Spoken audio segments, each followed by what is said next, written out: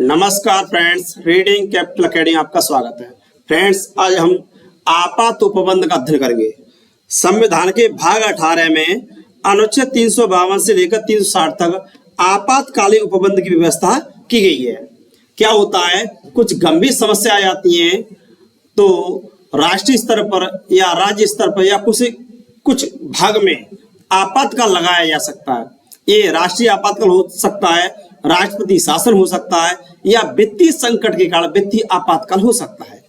इस तरह से फ्रेंड्स, आपातकाल की व्यवस्था किसी गंभीर संकट से निपटने की है। कोई गंभीर संकट आ जाता है तो उससे निपटने के लिए आपातकाल की व्यवस्था की गई है। सामान्यतः भारत में सहयोगी संघ है। भारत में कैसी प्रणाली है? सहयोगी संघ की स्थापना की गई है, लेकिन आपातकाल में यह एकात्मक रूप धारण कर लेता है। भारत में सहयोगी संघात्मक प्रणाली अपनाई गई है। इसमें संघ और राज्य मिलकर कार्य करते हैं, लेकिन जब इमरजेंसी कंडीशन हो जाती है, आपातकालीन दशा हो जाती है, तो भारत का स्वरूप लगभग एकात्मक हो जाता है। इसलिए भारत के संघ को जो संघात्मक स्वरूप है उसे कभी कभी अर्ध संघ कह दिया जाता है। क्या कहा जाता है? भारत के संघ को अर्ध संघ भी कहा जाता है। अर्ध संघ इसलिए कहा जाता है कि आपातकाल में एकात्म रूप हो जाता है और सामान्य परिस्थितियों में संघात्मक रहता है। साथ ही राज्यों को कुछ कम शक्तियां प्रदान की गई हैं। इस तरह देखा जाए तो सामान्य परिस्थितियों में यह रूप हो जाता है एकात्मक, सामान्य परिस्थितियों में संघात्मक और आपातकालीन में एकात्मक। ठीक है फ्रेंड्स, नेक्स्ट देखेंगे, भारत के संविधान में 3 प्रकार के आपातकाल की व्यवस्था की गई है। जो भारत का संविधान है, भाग 18 अनुच्छेद 352 से 360 है, उसमें 3 प्रकार के आपातकाल की व्यवस्था है। कौन कौन सी आपातकाल की व्यवस्था है? एक किसी गंभीर संकट से निपटने के लिए की गई है, सहयोगी संघ है। अब कौन सी है ये देखते हैं फ्रेंड्स। ये है एक व्यवस्था राष्ट्रीय आपात। एक राष्ट्रीय आपातकाल लगाया जाता है।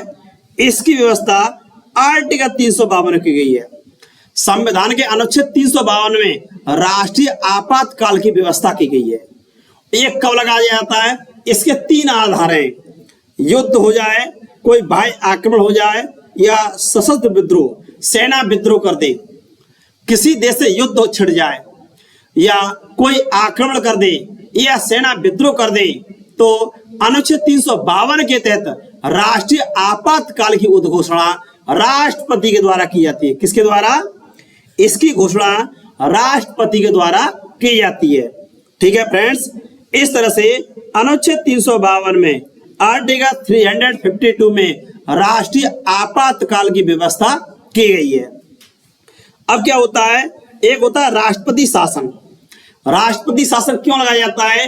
यदि किसी राज्य में वहां की शासन प्रणाली संवैधान के हिसाब से कार्य नहीं करती है, या कहें संवैधानिक तंत्र असफल हो जाता है, इस दशा में वहां राष्ट्रपति शासन लगाया जाता है। इस तरह से संवैधान तंत्र के असफल हो जाने पर राज्य आपातकाल भी कहते हैं। क्या कहते हैं? संवैधान तंत्र असफल हो जाता है तब वहां लगाया जाता है, और इसे हम कहते हैं राज्य आपात, क्योंकि किसी राज्य में लगाया जाता है। ठीक है फ्रेंड्स, इसका उपबंध अनुच्छेद 356 किया गया है। इस तरह से अनुच्छेद 352 है वह राष्ट्रीय आपातकाल से संबंधित है, और 356 है वह राष्ट्रपति शासन से संबंधित है।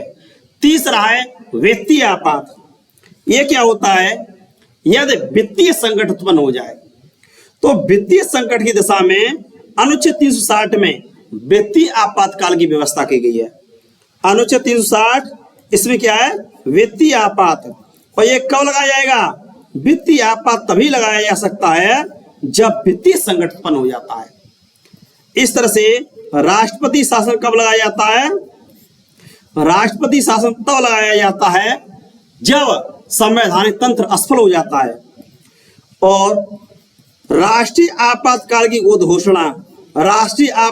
उद्घोषणा कौन करता है? राष्ट्रपति करता है। और कम करता है इसकी घोषणा राष्ट्रपति तब करता है जब कोई आक्रमण कर दे, युद्ध हो जाए या सेना विद्रोह कर दे।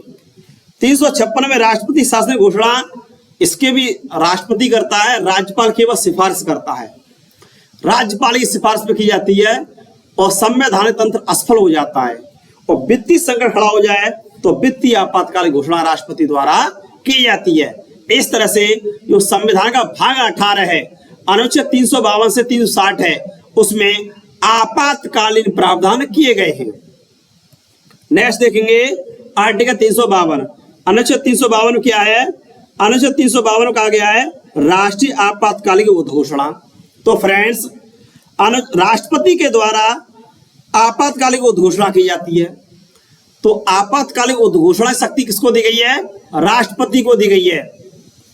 इस तरह से संघ की कैबिनेट की लिखित सिफारिश पर, संघ की कैबिनेट होती है, मंत्रिमंडल होता है, उसकी सिफारिश पर ही राष्ट्रपति के द्वारा युद्ध छिड़ जाए या बाह्य आक्रमण हो जाए या सेना विद्रोह कर दे तो आपातकालीन घोषणा राष्ट्रपति के द्वारा की जाती है आर्टिकल 352 के तहत। ये 3 मानक हैं: युद्ध, बाह्य आक्रमण या सेना का विद्रोह। इस तरह से ये संपूर्ण भारत में या उसके किसी भाग में आपातकालीन उद्घोषणा जारी की जा सकती है। जरूरी नहीं है कि संपूर्ण भारत में आपातकालीन उद्घोषणा की जाए। हो सकता है यदि जम्मू कश्मीर की समस्या है तो जम्मू कश्मीर में लगाया जाए, पंजाब की समस्या तो पंजाब में लगाया जाए, असम की समस्या तो असम में लगाया जाए, या दक्षिण में तमिलनाडु की समस्या है तो तमिलनाडु में लगाया जाए। इस तरह से संपूर्ण भारत अनिवार्य नहीं है, किसी एक भाग विशेष में लगाया जा सकता है। और 3 इसके मानक हैं: युद्ध, बाह्य आक्रमण या सेना का विद्रोह। इस तरह से फ्रेंड्स, आर्टिकल 352 में राष्ट्रीय आपातकालीन उद्घोषणा राष्ट्रपति के द्वारा की जाती है और ये कैबिनेट या मंत्रिमंडल की लिखित सिफारिश पर ही की जाती है। नेक्स्ट देखेंगे, पहले संविधान में सशस्त्र विद्रोह शब्द की जगह आंतरिक अशांति शब्द था। क्या था? आंतरिक अशांति शब्द। लेकिन क्या हुआ? आंतरिक अशांति के आधार पर श्रीमती इंदिरा गांधी के द्वारा इमरजेंसी लगाई गई 1975 में। तब इमरजेंसी लगाने के बाद, इंदिरा गांधी के द्वारा इमरजेंसी लगाने के बाद इसका कुछ दुरुपयोग देखने को मिला था, ऐसा विपक्ष का मानना है। इस तरह से भारतीय लोकतंत्र पर कहीं ना कहीं हमला माना गया था। लेकिन बाद में क्या किया गया? 44वें संविधान संशोधन द्वारा सशस्त्र विद्रोह शब्द स्थापित किया गया। पहले आंतरिक अशांति शब्द को था उसे हटा दिया गया और इसकी जगह सशस्त्र विद्रोह शब्द जोड़ दिया गया। इस तरह से 44वें संविधान संशोधन के द्वारा इसमें संशोधन किया गया और कहा गया था कैबिनेट की सिफारिश पर। इसी संशोधन द्वारा कैबिनेट शब्द जोड़ा गया। कैबिनेट की लिखित सिफारिश के आधार पर ही राष्ट्रपति के द्वारा राष्ट्रीय आपातकालीन उद्घोषणा की जा सकेगी। इस तरह से देखा जाए तो अब तक 3 बार राष्ट्रीय आपातकालीन उद्घोषणा की गई है। कब की गई है? पहले 1962 चीन से युद्ध हुआ तब की गई थी। इसे 1968 में वापस ले लिया गया था। फिर क्या हुआ? 1971 में पाकिस्तान से अघोषित युद्ध के समय की गई। 1971 में पाकिस्तान से अघोषित युद्ध हुआ और इसी दौरान क्या हुआ? बांग्लादेश का निर्माण हुआ। श्रीमती इंदिरा गांधी की कूटनीति के कारण पाकिस्तान के टुकड़े हो गए और बांग्लादेश एक नया राज्य बन गया। इसी तरह से जो सिक्किम एक स्वतंत्र राज्य था उसको भारत के संग में मिला लिया गया। इसीलिए श्रीमती इंदिरा गांधी को एक शक्तिशाली नेता के तौर पर देखा जाता है। उन्होंने एक तो पाकिस्तान के टुकड़े करवा दिए, दूसरा सिक्किम को भारत में विलय कर लिया था। इस तरह से द्वितीय आपातकालीन उद्घोषणा हट नहीं पाई कि आंतरिक अशांति के आधार पर 25 जून 1975 को तीसरी बार आपातकालीन उद्घोषणा की गई। इस प्रकार 3 बार आपातकाल लगाया गया। जो अनुच्छेद 352 है इसका अब तक 3 बार प्रयोग किया गया। कितनी बार? 3 बार प्रयोग किया गया। ठीक है फ्रेंड्स, 3 बार प्रयोग किया गया है। और ये क्या किया गया? 1977 में वापस ले लिया गया था। इस तरह से संकट की घड़ी में राष्ट्रीय आपातकाल राष्ट्र की सुरक्षा के लिए आवश्यक है। राष्ट्र की सुरक्षा के लिए संकट की घड़ी में आवश्यक होता है। नेक्स्ट है, राष्ट्रीय आपातकालिक उद्घोषणा को संसद के प्रत्येक सदन में रखा जाता है और राष्ट्रपति के द्वारा आपातकालिक घोषणा कर दी गई तो संसद के प्रत्येक सदन में रखा जाता है।